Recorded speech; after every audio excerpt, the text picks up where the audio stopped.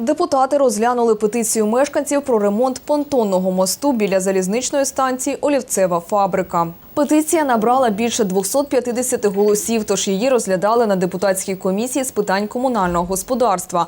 Автори петиції скаржаться на жахливий стан мосту, відсутність огороджуючих поручнів та неякісні дошки.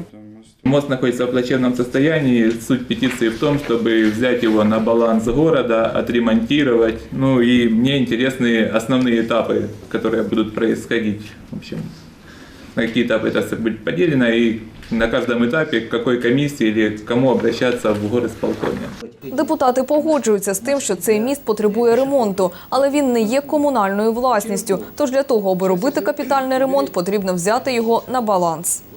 Мое предложение, если там есть необходимость на самом деле в этом мосту, то разработать проектно-сметную документацию на новый мост, да, пешеходный мост, выполнить. В принципе, одна и та же работа, только мы единственное, что мы на сегодняшний день уйдем от чего?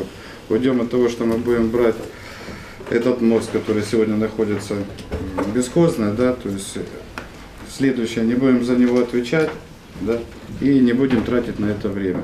Новый мост, утопия.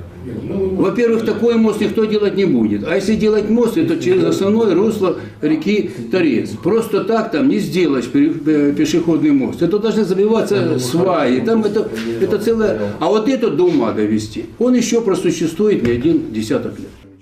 Депутати вирішили підтримати петицію мешканців і спробувати вирішити питання з поточним ремонтом мосту, разом з тим розпочати процедуру щодо прийняття його в комунальну власність міста, аби реконструювати.